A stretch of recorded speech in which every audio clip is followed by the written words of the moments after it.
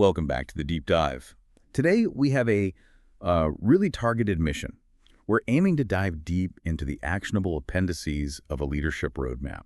It's all about helping organizations or teams, communities, really blast through stagnation and get to sustained influence. We're not just looking at high-level ideas today. We're surgically analyzing the specific tools, the challenges, the self-assessments, the actual to-do lists, things meant to force leaders into some maybe uncomfortable but high-growth reflection. That's a really crucial distinction. What's valuable about these sources isn't just the ideas, it's the highly structured framework they provide. They really push leaders beyond just, passively reading about strategy. It demands critical engagement, deep self-inquiry, and practical, measurable application. We're looking at exercises here that question your fundamental operating assumptions and give you templates for iterative refinement. Right. So our goal for you, the listener, is pretty simple. We want to pull out the most provocative, the most universally applicable self-assessment tools from this. If you're leading anything, a team, a project, a volunteer group, whatever, and you feel like you've kind of hit a ceiling, maybe complexity or scale, these sources offer the instruments you need to expose the root problem and, hopefully, get things moving again. So let's start with that diagnostic phase. Before we fix anything, how do we even know if we're measuring the right things, the right definition of success? Yeah, that's ground zero. This roadmap immediately challenges the assumption that growth automatically equals health. It doesn't. We have to start with that really foundational question. What if the metrics you currently celebrate as success are precisely what's keeping your organization from scaling up, from multiplying independent leaders? If you don't redefine success now, your daily decisions are just going to reinforce tomorrow's stagnation. It's that simple. Okay, let's unpack that critical distinction then. The sources draw a very clear line, a dichotomy between maybe input metrics versus outcome metrics. Is that fair? Precisely. They ask, point blank, do you celebrate more activity or more adherence to the mission? See, if you celebrate activity, just the sheer number of meetings people attending, events held out, you're basically rewarding consumerism, passive participation. It's measuring input.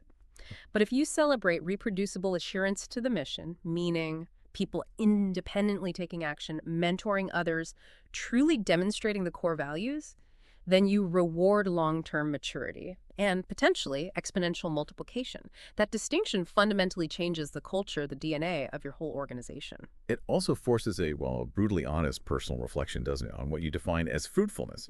The source challenges the leader to ask how their personal definition of success, maybe it's high visibility, big budget, large staff, how that aligns, or maybe clashes with a standard of deep, reproducible, sustainable impact.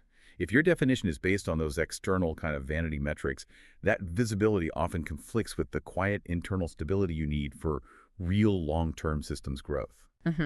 And that internal check leads right into this health dashboard concept. It's specifically highlighted in, I think it's question 14, you're challenged to actually map out the current health dashboard of your project or community. And the focus isn't just on the easy green lights, the stuff that looks good. It's really about identifying the weak signals of stagnation. The things leaders often ignore because, they're distracted by those easy-to-measure metrics, like attendance numbers or email open rates. Yeah, I find that powerful because it forces a kind of executive transparency. And when we talk about maturity, it forces us to shift focus, right? Away from just academic knowledge towards functional behavior. Are your current measures of team development focused more on what people know, like did they pass the training course? Yeah. Or is it about reproducible output, what they actually do and what they equip others to do? That's the line, isn't it, between running a good training college and actually building a self-sustaining movement. That is the crucial pivot, knowledge without reproducible application. That just builds dependency on the core leadership, the founder, the expert. But application, output, that builds resilience. It builds decentralized leadership. Okay, let's shift gears then, moving from diagnosis to core organizational strength. Section 2 here is about building rootedness and resilience. When the inevitable storms hit a budget crisis, losing key people, a shift in the market, what do your people fundamentally rely on? Is it their commitment to the core mission, the foundational values? Or is it just the comfortable scaffolding of your current programs and structures? That question alone exposes a huge potential vulnerability. And a critical analysis here is the danger of unintentional leadership mistakes. The source probes how current management styles might, without meaning to, encourage passive recipients rather than resilient, independent contributors. If you, as the leader, shield your team too much from conflict or difficulty, they just become brittle when real trials hit the organization. They haven't built those muscles. I noticed the source really emphasizes reinterpreting difficulty. It pushes leaders to think back to a recent season of organizational hardship, maybe a failed product launch, losing a major client, and ask, how did you interpret that suffering? Was it just a temporary setback, a failure to be hidden, or was it actually a fundamental opportunity for deep process improvement and growth? That reframing is absolutely essential for building adaptive resilience. And practically, the roadmap encourages leaders to embed practices now, things like postmortems after every failure, or openly discussing lessons learned from market pressures to ensure the team is ready to endure setbacks without just losing all momentum. Okay, moving on to the multiplication DNA piece. Yeah. This is where we look at how new leadership is actually developed. And this feels like the big challenge for founders, doesn't it? Oh. What institutional risks are you maybe avoiding? Risks that might be stopping new, capable mid-level leaders from stepping up and taking real ownership. Yeah, this centers squarely on the waiting versus empowering dilemma. It's a classic one. Do leaders tend to wait for team members to be fully mature, fully certified, whatever that means, before releasing them into critical responsibilities? Or do they equip people to grow through responsibility, coaching them along the way? The critical reflection asks, what specific fears hold the senior team back from empowering earlier? And often, let's be honest, it's the fear of public failure, or maybe just the fear of losing personal control over core processes. Wait a second. Isn't delegation sometimes just, offloading risk onto someone less experienced? That sounds like potentially bad management practice. That's a fair question and an important clarification. The source is clear. True empowerment isn't just dumping tasks. That's abdication, not delegation. It's delegation coupled with a high expectation of reproducible application and dedicated coaching. Support. The crucial mindset shift identified here is seeing every new team member not just as, say, a worker bee to nurture, but as a potential leader in training, or maybe a process owner in development. If you start with that expectation, the whole structure of mentorship shifts, right? It moves from just maintenance and task checking to potentially exponential multiplication. So the training itself shifts from just content delivery to more intentional delegation, coaching, accountability, that kind of thing. Absolutely. The focus has to be on transferring the mental models, the ways of thinking, not just the technical skills. Okay, this is where it gets really interesting, I think, for anyone who feels kind of paralyzed by all the strategic advice out there. Section 3 details the action frameworks. The sources don't just give you philosophy. They give you 3 distinct structured ways to apply it. This seems like the shortcut to avoiding information overload and actually moving to immediate structured action, implementation. That really is the utility of these appendices. They are literally templates designed for immediate use. We have 3 primary structures detailed here. The first one they call reflective exercises. Think of it as the deep dive for yourself. These are designed for personal transformation, and they follow a pattern. You do a challenging exercise, like maybe write down your biggest current organizational growth barrier. Just get it on paper. Then you answer a tough self-inquiry question, something like, how might my personal need for speed undermine long-term sustainable cultural growth? Ouch. And then, importantly, you commit to a concrete application step. Like list 1 practical shift you can make this week to move beyond just fighting fires. Okay, so introspection that leads directly to a single high-leverage commitment. I like that. What's the second structure for more tactical change? The second is the practical application exercises. This is the iterative cycle. It uses that structure: practice, reflect, and refine, the PRR model. So, for a product development team, maybe you might practice by applying a quick new project readiness checklist, assessing resources, team skills, that sort of thing. Then you reflect on what you learned from that. Were you focused mostly on the team's existing strengths, or were you only looking at minimizing weaknesses? Be honest. And finally, you refine your approach based on that insight. Maybe adjust staffing, tweak the mentorship plan a more balanced approach that actually leverages strengths instead of just plugging holes. This PRR mechanism forces adaptation and learning, not just rigid execution. That PRR structure sounds fantastic for dynamic environments where things are always changing. Okay, and the third framework, you said it's the most immediately actionable for operational leaders. Yeah, that's the actionable to-do lists. Think the 5-step execution. This is really a structure for clearing mental and operational clutter and making sure you're aligned with strategic goals. The steps are: Capture, clarify, organize, review, act. It's basically a high-leverage way to process a demanding workload and make sure the important stuff gets done. Can you give us a clear, maybe non-niche example? How would that five-step process work in a general management context, let's say, project management? Sure. Let's take a project manager who feels overwhelmed, maybe dealing with scope creep, choked email backlog, the usual stuff. First, you capture everything. Every single open commitment, nagging email, task that's rattling around in your head, get it all out.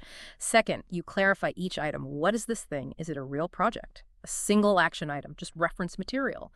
Or can it actually be discarded? Be ruthless. Third, you organize them. The source suggests organizing using a simple problem-solving framework. Detect the issue, analyze the cause, intervene with a plan, and recover measure the result.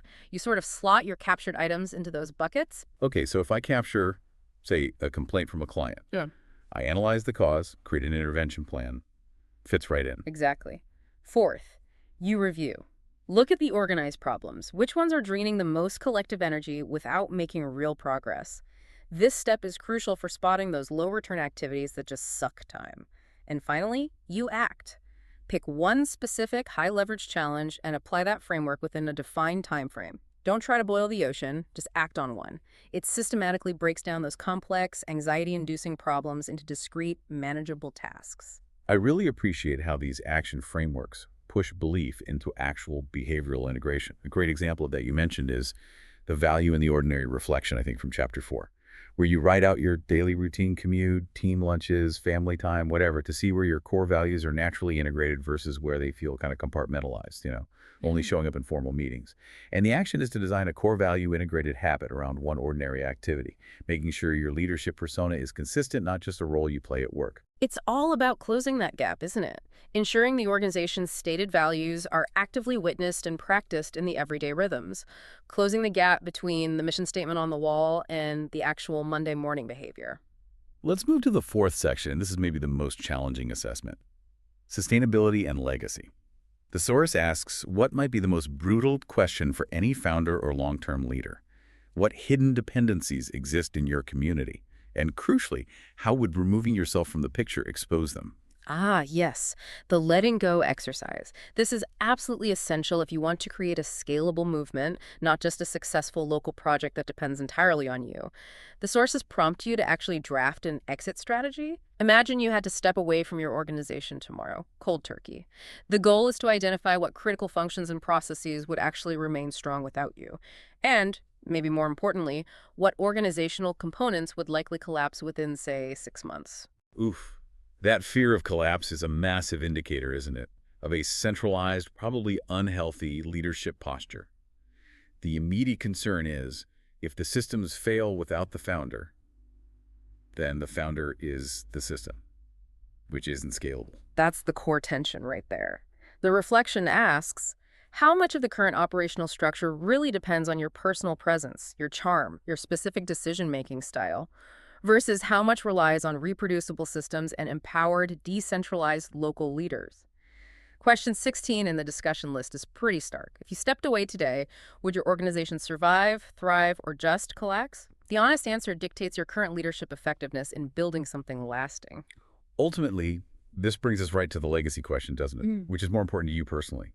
Being remembered as a founder who built something big and impressive, but something that requires your constant maintenance, or being remembered as a planter whose influence successfully multiplied may be unseen across generations.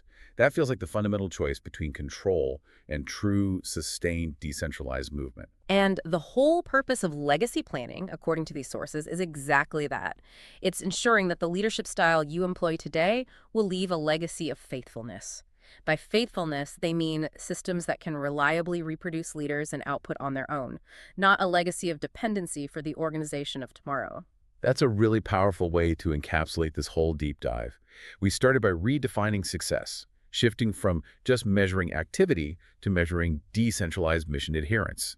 We moved through that PRR cycle practice: reflect, refine for constant adaptation. We leveraged the 5-step capture, clarify framework for getting things done efficiently, and we culminated with planning for a sustainable, decentralized legacy. It's quite a journey. Indeed. And as we close out, maybe here's one final provocative thought for you, the listener, to mull over. An advanced leadership reflection to do that really applies in any context, the mental bandwidth audit. A mental bandwidth audit. Okay, that sounds like a necessary process for clearing out some mental clutter. Tell us more. It's simple, really. Take maybe the next 15 minutes, sometime this week. List your top 10 recurring mental loops. You know the things you keep forgetting or worrying about or just turning over and over in your mind. The ones that eat up your strategic thinking space. Get them down on paper. Then for each item, ask, which of these can be clarified right now into a single defined next action, which could be delegated immediately to an empowered leader on your team, or, and this might be the most critical, which can simply be discarded. Maybe they're just low-impact worries that aren't worth the mental energy. I love that. It's really a challenge, isn't it? To build a regular capture habit, to clear out those cognitive loops, maybe weekly, ensuring your energy shifts from just tedious task management and worry towards proactive, strategic legacy building. Clear the clutter, build the future. If there's one actionable takeaway from these sources, maybe that's it. Fantastic guidance for any leader who's aiming for real breakthrough growth. Thank you for guiding us through these powerful frameworks today.